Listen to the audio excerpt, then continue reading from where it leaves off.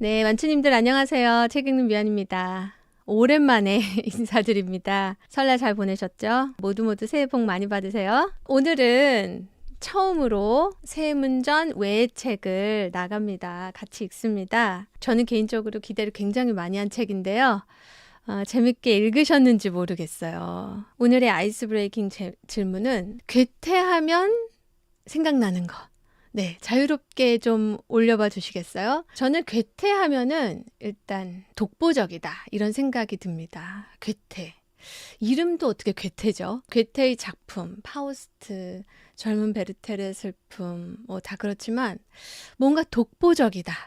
엄청난 아우라가 느껴진다. 이런 생각이 저는 괴테하면 좀 들어요. 예전에 제가 괴테를 잘 몰랐을 때는 저는 여기까지였을 것 같아요. 저는 사실 미음사 세계문학 전집, 이 완독 챌린지를 하면서 괴테의 작품을 본격적으로 읽었던 게 굉장히 큰 수학 중에 하나였어요. 괴테의 작품을 제가 본격적으로 잡고 읽은 적이 없었거든요. 그 전에는. 그래서 역시 고전은요, 실제로 읽어보는 게 굉장히 중요한 것 같아요. 미음사 완독 챌린지 하면서 파우스트 읽었고요. 젊은 베르테르의 슬픔 읽었고, 비렐름 마이스터의 수업시대 읽었고, 단편 희곡집 읽었고, 괴테의 작품을 꽤 줄줄줄 읽었죠. 저는 괴테의 작품을 읽으면서 괴테가 굉장히 인간적이다 이런 느낌을 되게 많이 받았던 것 같아요. 정말 인간의 그 고민, 지식에 대한 고민도 그렇고 사랑에 대해서라든지 배움, 뭐 재능 이런 것에 대해서라든지 굉장히 인간적인 고뇌를 그대로 작품 속에 많이 반영을 한 작가구나 이런 좀 생각을 했어요. 무게를 잡지 않는다는 느낌? 그냥 겉멋에 들어있지 않구나. 무게를 잡고 있지 않구나.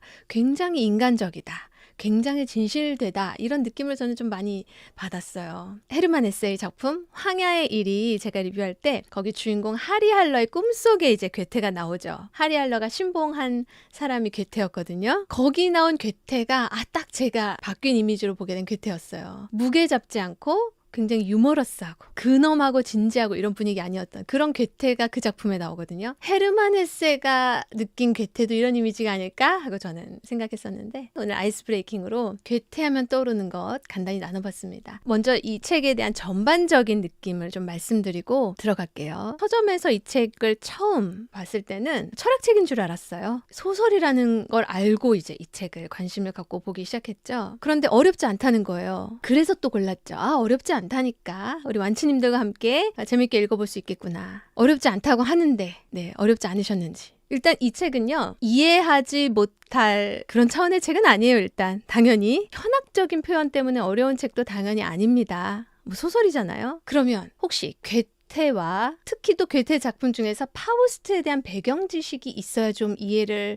할 만한 책인가? 그 점에 대해서는 저는 좀 그렇다고 생각합니다. 쉽다고 해서 술술 읽힐 소설인 줄 알았는데 그런 소설은 아니었어요. 저는 좀 어렵게 읽었거든요. 이 책이 수준이 높다는 것을 제가 어떻게 알게 됐냐면 다 읽고 나서 저는 이 방송을 위해서 정리를 꼼꼼하게 해야 되지 않습니까? 정리하는 과정에서 이 책이 굉장히 깊이가 있구나. 수준이 높구나 하는 것을 알게 됐어요. 그래서 이거는 처음 한번 쭉 읽었을 때는 그 깊이를 다는 느끼기 어려운 책이겠다. 저는 이 책을 그렇게 정리하는 과정을 거치지 않았다면 그냥 그런 책이구나 하고 그냥 옆으로 놨을 것 같아요. 이 책은 뭐 문체가 좋다거나 이야기성이 있다거나 글맛이 있는 그런 책은 아닙니다. 탐구적인 소설이라고 보는 게 가장 좋을 것 같아요. 이 책은요, 기독교적인 세계관이 많이 깔려 있어요. 일본 소설인데도요. 완전 두갈식으로 이 책을 하나로 얘기를 하고 먼저 들어가자면요. 이 책은 기본적으로 말에 대한 소설이고요. 그 말을 쓰는 인간에 대한 이야기입니다. 인간의 한계, 인간의 특징, 더 들어가서는 그 인간의 한계를 아우르고 감싸는 사랑의 방점을 찍는 이야기다. 스즈키 유이 작가입니다. 2001년생입니다. 일본에서 태어났고요. 영문학을 전공하는 대학원생이라고 합니다. 굉장한 독서광이라고 해요. 연간 1000권의 책을 읽는다고요? 하루에 2-3권 읽는 건가요? 특히 고전 문학을 폭넓게 탐독하는 작가다 합니다. 원래 이제 후쿠오카현에서 태어났는데 후쿠시마로 어렸을 때 이주했고 거기서 동일본 대지진을 경험한 굉장히 각인되는 경험을 갖고 있는 작가고요. 초등학교 6학년 때 처음으로 소설을 썼답니다. 지금 필력이 한 10년 정도 되는 거예요. 벌써 2024년에 데뷔했습니다. 단편 사람에게는 얼마나 많은 책이 필요한가 이런 작품으로 하야시 후미코 문학상 가작을 수상하면서 데뷔했어요. 이 작품 제목을 읽었을 때 저는 톨스토이 작품이 가장 먼저 떠올랐는데 사람에게는 얼마만큼의 땅이 필요한가? 아니나 다를까 거기서 영감을 얻은 작품이라고 합니다. 그리고 우리 오늘 읽는 이 작품은요. 두 번째 작품인 거예요. 그리고 장편으로는 첫 장편인데 무려 아쿠타 가와상을 수상하면서 열풍을 일으킨 작가가 됐습니다. 그래서 저는 정말 궁금했어요. 이 작가의 작품이 어떤지, 기대해볼 만한 작가인지. 오늘 리뷰의 마지막은 그것으로 마치도록 할 겁니다. 제가 줄거리를 간략하게 말씀드리고 오늘 리뷰로 들어갈게요. 일단 이 작품은요. 큰 구성이 프롤로그, 그다음에 소설 본편, 에필로그 이렇게 구성이 돼 있어요. 프롤로그에서 나란 사람이요. 장인하고 같이 독일에 간 것으로 시작이 됩니다. 그 장인의 이름은 히로바 도이치예요. 그러면 나는 여기서 스즈키겠죠. 하지만 이거는 이 작품 후반부에 가서나 밝혀집니다. 처음엔 그냥 나라고 나오거든요. 이 히로바 도이치라는 사람이 가운데 소설의 주인공이 되는데 괴테 1인자입니다. 일본에서. 일본의 독문학 거기 회장인데요. 이제 정년을 앞두고 독일로 취재 여행을 간 거죠. 거기에 사회를 데려간 상황. 독일에서 둘이 이야기를 나누는데 우리 6년 전에도 독일 같이 왔었죠? 하는 거예요. 그 6년 전에 왜 가족과 함께 독일에 왔었는지 그 발단이 된 이야기를 히로바 도이치가 스즈키에게 들려주는 겁니다. 그래서 그거를 소설로 쓴 겁니다. 그 나가요. 그게 이제 소설 중편으로 들어가죠. 액자식 구성인 거예요. 가운데 소설에서는 물론 이제 나가 없어지고 3인칭으로 히로바 도이치가 주인공이 돼서 이야기가 전개되는데 사실은 히로바 도이치가 본인의 입으로 구술해준 이야기 그거를 소설로 쓴 거기 때문에 뭐 1인칭 주인공 시점하고 별로 다르지 않죠. 6년 전에 도대체 무슨 일이 있었기에 6년 전에 독일에 왔었느냐. 히로바 도이치가 결혼 25주년을 맞아서 딸이 데려간 이탈리안 레스토랑에서 어떤 일이 생겼던 거예요. 식사를 끝내고 후식을 먹죠. 홍차를 마셨는데 그 홍차 팁의 꼬리표에 명언이 적혀 있었어요. 그런데 하필이면 히로바 도이치가 마셨던 홍차 티백 명언이 누구의 명언이었냐? 괴테의 명언이었던 거예요. 바로 이게 티백 꼬리표에 붙어 있었던 거예요. 저 영어로 티백에는 적혀 있었는데 Love does not confuse everything but mixes. 사랑은 모든 것을 혼동시키지 않고 혼연일체로 만든다. 자, 이게 발단이었어요. 이 말의 원문을 찾고자 한 게 히로바 도이치의 욕망이었던 거죠. 왜 그랬냐? 그건 이제 우리가 뒤에서 얘기할 거고요. 그 원문을 반드시 찾아야 했어요. 그거를 탐구해가는 과정. 그게 바로 이 소설의 이야기입니다. 아주 간략하게 말씀드린 거예요. 찾고 했는데요. 못 찾아요. 결국은 어디까지 갔냐면 그 티백 회사가 이 말을 어디서 찾았느냐. 알고 봤더니 어떤 사이트, 명언 사이트에서 그냥 따온 거였어요. 그 명언 사이트는 또 다른 블로그에서 따왔던 거였어요. 이런 식이었던 거죠. 이제 마지막 그 블로그를 찾게 됐어요. 저기 보시면 베버라는 사람의 이름이 있습니다. 식물을 잘 가꾸고 분재를 잘 만들고 이런 유튜버인데요. 히로바 도이치의 아내가 베버의 유튜브 채널 팬이었던 거죠. 그래서 연결이 됐고 이 베버가 오시오. 제가 그 출처를 알려드리겠습니다. 그래서 6년 전에 독일로 가족이 갔었던 이런 전모였던 겁니다. 베버의 친할아버지의 할머니가요. 괴테의 연인이었대요. 괴테로부터 받았던 미발표 편지 그걸 가지고 있었던 거죠. 베버 씨가. 괴테가 그렇죠. 많은 연인이 있었죠. 굉장히 나이가 들어서도 어린 연인이 있고 했었는데 그래서 정말 그랬을까 싶기도 한데요. 확증이 안 되잖아요. 그래서 결국은 그 출처를 끝내 확인하진 못한 결말인데요. 큰 줄거리는 이렇고 자세한 이야기로 들어가 보겠습니다. 먼저 이 말을 이 히로바 도이치는 왜 꼭 그 출처를 찾아야 했을까? 그 얘기를 하려면 먼저 괴테는 모든 것을 말했다. 네, 이 말부터 시작을 해야 됩니다. 괴테가 모든 것을 말할 수 있나요? 말할 수 있을까요? 카프카식으로 얘기하면 카프카는 이렇게 받아들였다고 이 책에 나오는데요. 인간에 관한 모든 것을 말했다 이런 의미다 뭐 이렇게 얘기를 하더라고요. 사실 이거는 독일 농담이라고 합니다. 자, 요한이라는 사람 보이시죠? 히로바 도이치가 젊은 시절에 독일에서 유학할 때 하숙집 이웃이었어요. 요한이 들려줬던 말인 거예요. 이거 독일 농담인데 하면서 독일 사람들은 이게 누구의 말인지 모르는 명언이 있어요? 그럼 그냥 괴테가 말했다. 이렇게 말한대요. 또는 사실은 본인이 내가 생각한 건데 좀 권위를 입히고 싶다. 그러면 괴테는 이렇게 말했지 하면서 말한다는 거예요. 그 말이 사람들에게 농담으로 먹혔다는 거잖아요. 그 말이 가능하려면 적어도 괴테가 많은 말을 했다는 게 전제가 되어 있어야 되겠죠. 맞아요. 괴테는 정말 많은 말을 했습니다. 바이마르 전집이 144권이라고 여기 나오고 9만 3천 개의 단어를 말했다 뭐 이런 말도 나오더라고요. 뭐 한두 권만 쓴 작가다. 그런 말은 나오기 어려웠을 텐데 굉장히 많은 책을 쓰고 많은 말을 했기 때문에 그런 농담이 가능했을 것이다. 그리고 일단 괴테의 권위를 누구나 인정하고 있었다는 거죠. 독일 사람들은. 괴테라면 이렇게 통찰력을 가진 이런 말을 했을 법해. 그리고 또 여기는 그런 의미도 있어요. 말이라는 것이요. 같은 말이라도 표현이 좀 달라질 수 있는 거잖아요. 그러다 보니까 괴테가 말했어 해도 표현은 좀 달라도 그런 식으로 말했다 이렇게 또 되는 거죠. 그리고 또 이제 명언이라는 게요. 땀처럼 그 문맥을 떠나서 이렇게 또 자유롭게 막 적용이 되지 않습니까? 예를 들면 재밌는 예인데요. 그 요한하고 히로바 도이치가 유학 시절에 이제 베를린 장벽이 무너졌대요. 둘이 이러고 놀았다는 거죠. 괴테가 말하길 만세 만세 뭐 이걸 괴테를 굳이 끌어올 필요도 없는데 근데 괴테도 뭐 어딘가에서 또 만세를 말하긴 말했겠죠. 네, 이런 식이에요. 자, 그런데 그래도 아직까지 히로바 도이치가 그렇게 저 말을 찾으려고 했던 이유가 아직 안 나왔죠. 그거를 또 가려면요. 히로바 도이치가 자신의 저작에서 얘기했던 잼적인 세계와 샐러드적인 세계를 또 좀 이해할 필요가 있습니다. 저는 이거 읽고서 와, 이거 진짜 스즈키 위가 한 말인가? 아니면 누가 이런 말을 했나? 이거 너무나 탁월한 표현인데? 하고 저는 사실 생각했거든요. 원문에서 좀 발췌해서 읽어드리면 잼적인 세계란요. 모든 것이 하나로 녹아든 상태를 말하는 거래요. 샐러드적인 세계란 사물이 개별적 구체성을 유지한 채 하나의 유기체를 이루는 상태. 잼적인 세계관은요. 모든 게 이렇게 뭉뚱그려져 있는 하나로 되어 있는 이렇게 세계를 보는 거죠. 그리고 샐러드적인 세계는 하나가 되어 있긴 하지만 부분이 각각이 살아있는 상태에서 어우러져 있는 이런 상태. 인간은 어떻게 세상을 볼 수밖에 없는가? 샐러드적인 세계관을 가질 수밖에 없다는 거죠. 잼적으로 이렇게 뭉쳐져 있는 하나가 되어 있는 이런 거는 인간은 혼란으로 느낄 수밖에 없는데 샐러드적으로 이렇게 구분되어 있고 명확히 나눠져 있는 이런 질서 안에서 하나가 된 세계를 인간은 이해할 수 있다. 괴테도 그렇게 생각을 했다는 거예요. 그런데 바로 저 말, 꼬리표에 붙어있던 저 말이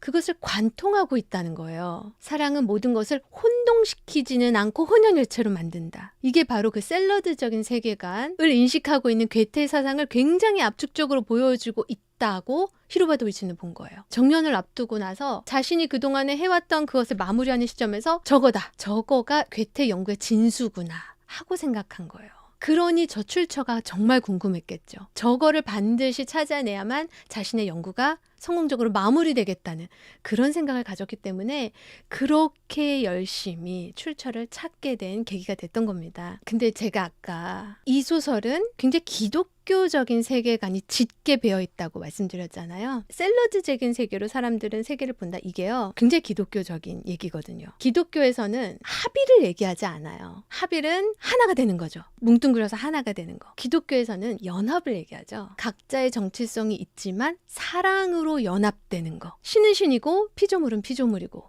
그러나 연합되는 이게 기독교적인 세계관이에요. 제가 알고 있는 기독교적인 세계관. 예를 들면 다른 종교에서의 모라일체라든지 성증리 요런 건 좀 철학에 가까운가요? 불교의 공사상, 경계가 없어져 버리는 거 있죠. 힌두교에서 버마이려 이런 사상이 있어요. 이런 것들은요. 경계가 없어지고 그냥 하나가 되는 노자 장자 사상 이런 게 기독교적인 세계관과 좀 다릅니다. 그런데 그거를 잼적인 세계와 샐러드적인 세계관으로 굉장히 잘 표현하고 있어요. 이제 말로 좀 들어가 볼게요. 말도 신적인 언어와 이제 인간적인 언어로 구분이 되는 거죠. 신이 말로 천지를 창조하지 않았습니까? 근데 그것은 바로 혼돈 속에서의 창조. 그러니까 잼적인 세계에서 창조를 할 수 있는 건 신이라는 거죠. 인간도 이제 그 다음은 말을 사용하는데 신이 가령 이제 아담에게 신이 창조한 것들에게 이름을 붙여주라고 하지 않습니까? 말을 사용하게 하거든요. 그런데 그것은 기본적으로 신이 창조한 상태에서 본질을 규명하고 이런 말의 사용인 거죠. 정복하고 다스리라, 문화를 만들어라 이렇게 얘기했지만요. 그것은 어디까지나 신이 만들어낸 질서에서의 창조? 이거를요. 아까 제가 말씀드린 것처럼 운테이 마나부, 히로바 도이치의 장인 이면서 스승인 그분이 너무나 탁월하게 표현하는 부분이 있어요. 제가 좀 읽어드려 볼게요. 140페이지고요. 참고로 운테이 만화부는 루터교 신자로 나옵니다. 루터교가 기독교잖아요. 그 카톨릭에서 나온. 저는 여기 이 부분이 사실 이 책에서 가장 좋았던 부분이라고 할 수 있어요. 태초의 혼돈은 모든 색이 뒤섞인 세계였어. 게오르크 미슈 같은 내 애제자이자 사위는 신통하게도 이걸 잼적 세계라고 표현했지. 하지만 신이 빛이 있으라 하고 명령 한마디를 했더니 거기서부터 빨강, 파랑, 노랑 등 색깔이 하나하나 불려 나왔어. 그리하여 비로소 화가는 자신의 그림을 그릴 수 있게 된 거야. 그는 또 색을 섞겠지. 신선한 색을 만들어내고 흐뭇해 하겠지. 색깔을 늘어놓고 형태를 만들겠지. 어쩌면 본인이야말로 완전한 색깔을 만들어낼 수 있다고 생각할지도 몰라. 하나의 말에서 창조된 세상을 하나의 책으로 귀결시키려는 시인처럼. 하지만 그러려면 먼저 색이 구분되어 있어야 해. 신의 질서가 먼저 존재해야 하지. 그리고 혼돈으로부터 단색을 뽑아내는 바라. 이 바라는 창조라는 말인데요. 혼돈으로부터 단색을 뽑아내는 바라는 오직 신에게만 허락된 일이야. 이게 저는 이 책에서 가장 전율을 느끼면서 읽었던 부분이고요. 신의 세계와 인간의 세계, 그리고 신이 쓰는 말과 인간이 쓰는 말, 그 말을 쓰는 인간의 한계, 이런 것들이 노출되어 있어요. 그런 말도 여기 책에 있거든요. 빨강이라는 단어를 획득하고 나서야 사람들은 빨강을 보기 시작했다. 그러니까 이렇게 색깔의 스펙트럼도 만들고 하지 않습니까? 이거 굉장히 인간적인 거죠. 자연세계의 색은 그렇게 존재하지 않을 텐데 인간은 그렇게 정리하고 말로 끌어내고 해야 그거를 인식할 수 있다. 그 과정에서 주인공은요, 모든 것이 이렇게 연결되어 있다는 것을 좀 깨달아 갑니다. 그래서 어떤 말의 출처, 원문 이런 것을 찾는 것이 거의 불가능에 가깝다. 이런 것들을 깨달아가는 것 같아요. 우리가 소위 명문이라고 하는 거, 그것의 출처를 찾기가 어려운 이유를 시카리 교수가 이제 3가지로 얘기하는데, 와, 그러네. 한번 들어보시겠어요? 첫 번째, 어떤 명문은요, 요약이 되는 경우가 많다는 거예요.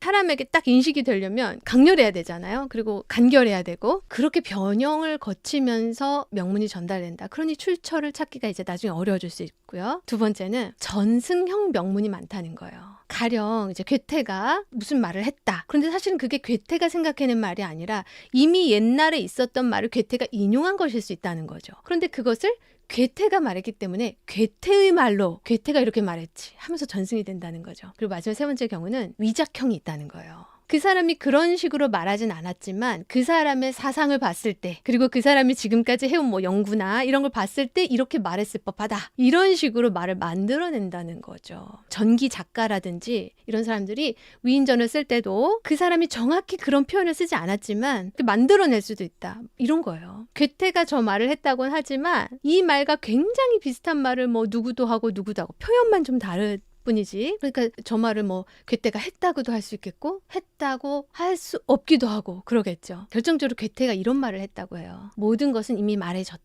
다만 우리는 그것을 반복하고 변형하는 것일 뿐이다. 괴테 전문가인 히로바 도이치는 이렇게 생각합니다. 아마도 괴테는 인간이 모든 것을 말할 수 없다는 것을 그 한계를 인정했을 것이다. 그런데 모든 것을 말하고 싶었기 때문에 전통에 접목한 것이 아니겠느냐. 그러니까 명문이라는 것이 어떤 전통하고 관계가 되잖아요. 그러므로 모든 것을 말할 수는 없지만 모든 것을 말하고 싶은 인간이 전통과 연결됨으로써 모든 것을 말할 수 있는 것처럼 그렇게 인식을 한다는 거예요. 히로바 도이치 자신 역시 괴테에 의지하는 것이 괴테가 워낙 권위가 있고 많은 통찰력 있는 말을 했으니까 또 그에게 자신도 접목을 해서 많은 것을 알려고 하는 그 욕구를 또 충족하려는 것이 아니겠느냐. 이렇게 깨달음을 얻어가더라고요. 결국은 이 명문을 통해서 사람들이 이렇게 연결되어 있다는 거. 한 사람은 모든 것을 말할 수 없지만 연결됨으로 통해서 모든 것이 말해질 수 있고 거기 접속될 수 있다는 거. 이런 것들을 말하고 있어요. 그런데 왜 자꾸 변형하고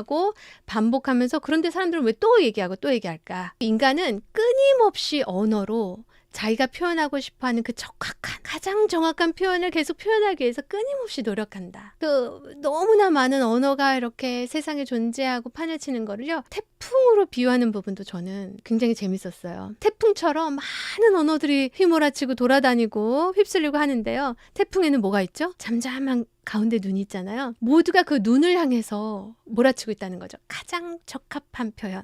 내가 표현하고 싶은 그것을 표현하고 싶어서 인간은 끊임없이 노력한다. 인간의 한계, 그럼에도 불구하고 계속 표현하고 싶은 소망, 그리고 서로 연결되어 있다는 거.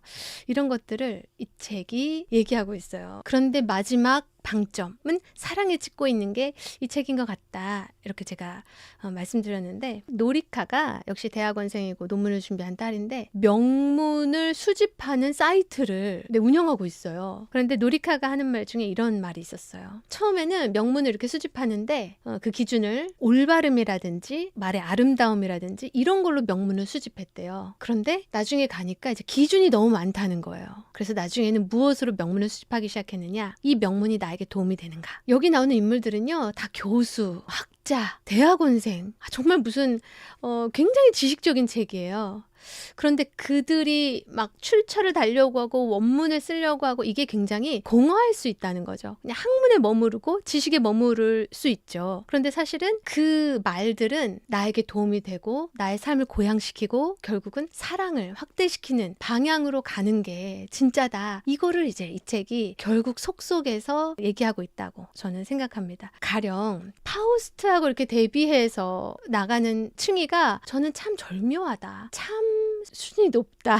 이렇게 생각했던 게 괴테 파우스트 작품에 나오는 파우스트라는 사람 자체가요. 지식으로 똘똘 뭉쳐있던 사람이었죠. 근데 그 지식의 한계를 느끼고 이제 내가 이거를 경험해보리라 하면서 악마와 계약을 맺는 사람 아닙니까? 이 책에서는 뭐라고 그걸 얘기하냐면 원래 파우스트는 말의 인간이었다. 그냥 학문의 인간이었다. 그러다가 이제 그거를 행위로 직접 해보겠다. 체험을 해보겠다 하고 나간 사람이다. 이렇게 나옵니다. 그런데 파우스트는 자신은 굉장히 당당하게 순간적인 유혹에 빠지지 않겠다. 뭐 이렇게 자신했지만 결국은 실패했죠. 나락으로 떨어질 수밖에 없는데 마지막 파우스를 구원한 건 신의 사랑이었거든요. 그런 결말이죠.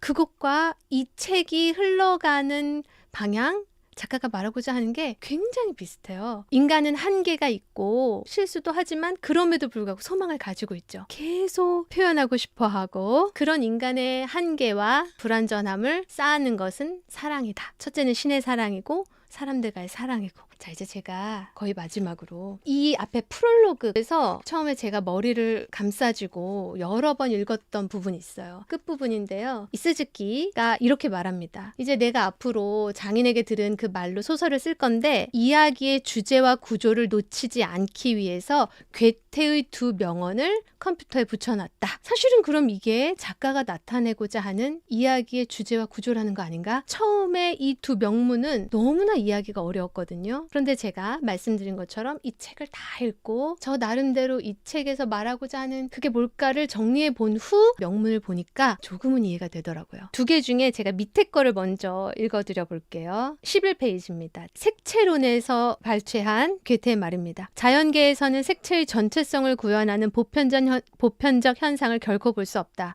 완벽한 아름다움으로 가득한 그 현상을 보여주는 것은 실험이다. 그러나 그 완전한 색채 현상이 둥근 고리 모양을 이루고 있음을 이해하려면 직접 종이에 안료를 칠해보는 것이 가장 좋다. 처음에 제가 이것을 읽고 어떻게 이해할 수 있었겠습니까? 그런데 잼적인 세계와 샐러드적인 세계관 그리고 인간의 한계 이런 것들을 좀 파악하고 나서 이걸 보니까 인간이 가지고 있는 한계, 언어의 한계 그리고 혼돈에서부터가 아니라 혼돈에서 신이 창조한 질서 안에서 다른 것들을 파악하는 이런 인간의 특성 요것이 이 안에 들어있는 말이더라고요. 자, 그 다음에 다른 한 발췌문은 우리는 느낀 것, 관찰한 것, 생각한 것, 경험한 것, 공상한 것, 이상적인 것과 가능한 한 직접적으로 일치하는 말을 찾아내려는 피할 수 없고도 날마다 새롭게 반복되는 근본적인 진지한 노력을 하고 있다. 인간은 내가 느낀 거, 관찰한 거 이것을 딱 표현하는 그 말을 찾고 싶어서 끊임없이 노력한다는 얘기거든요. 그러니 이미 모든 것이 말해져 있다고 해도 자꾸 얘기해보고 명문도 찾아보고 한계가 있지만 또 소망을 가지고 계속 노력하는 인간.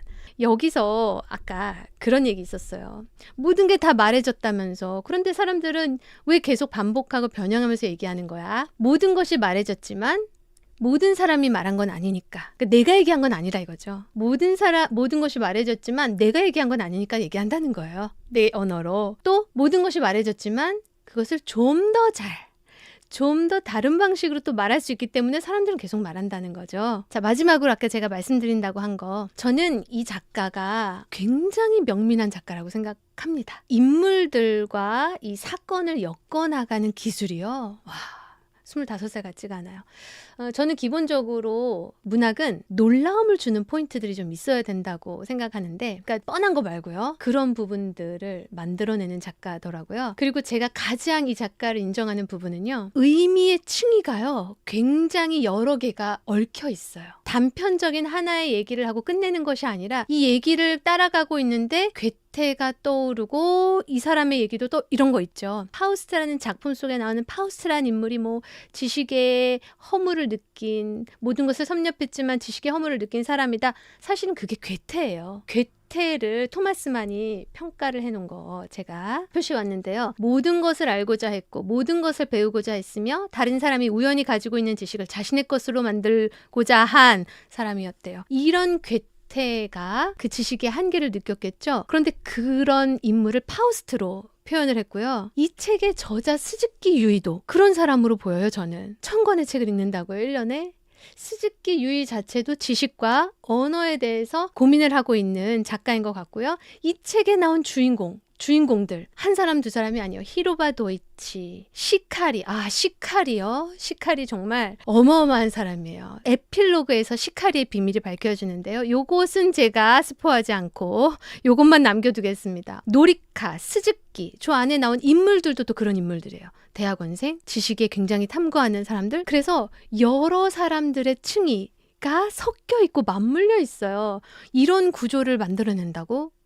저는 이게 대단하다 이렇게 생각을 했어요. 그런데 오늘 저 말이 그거잖아요. 혼동시키지 않고 혼연일체로 만들어야 된다. 이 작가가 뭐 굉장히 다독을 하는 작가라고 얘기를 하는데 오히려 그 다독이 혼란과 혼동을 일으킬 수도 있거든요. 저는 그래서 이 작가를 주목해 보긴 할 텐데요. 이 작가가 그 많은 지식과 그 많은 생각들에서 무엇을 끄집어내는지를 보고 싶어요. 지금 2가지 작품을 내놨죠. 사람에겐 얼마나 많은 책이 필요한가? 그리고 바로 말과 인간의 한계에 대한 이런 책. 과연 앞으로 이 작가는 어떤 다양한 스펙트럼을 보여줄 수 있을까? 일단 무엇에 집중하는지는 알겠는데요. 혹시 다양한 스펙트럼을 낼 수 있을까? 뽑아낼 수 있을까? 하는 것이 굉장히 기대가 되고요. 얼마나 깊이까지, 그리고 복잡하지 않고 이걸 뭉뚱그려 놓고 막 거기서 그냥 어디로 갈지 모르는 게 아니라 굉장히 강력하고 명민한 한 줄을 뽑아낼 수 있을까? 뭐 그런 것들이 굉장히 기대됩니다. 기대는 되는데 이제 다음 책이 나온다고 해도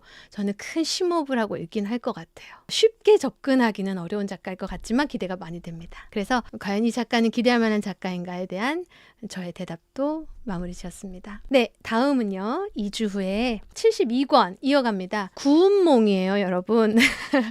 굉장히 구수한 책입니다. 교과서에서 읽어보셨죠? 그거 하나는 기억이 납니다. 재밌었어요. 저는 교과서에서 구운몽을 접했을 때 와, 재밌다 이렇게 생각하면서 읽었던 기억은 납니다. 하지만 이렇게 전문을 읽진 않았죠. 자, 이번에 구운몽을 완독할 수 있는 기회가 됐어요. 고리타분한 책은 아닐 것 같다는 그런 기대감을 심어드리고요. 꿈 소설이잖아요. 이거를 몽자류 소설이라고 하죠. 몽자류 소설의 효시다, 시작이다 하는데 한번 읽어보고 2주 후에 만났으면 좋겠습니다. 이제 내일부터 월요일인데 힘찬 한 주 보내시고 2주 동안 건강하시고요. 우리 2주 후에 만나도록 하겠습니다. 원주님들 감사합니다. 안녕히 주무세요.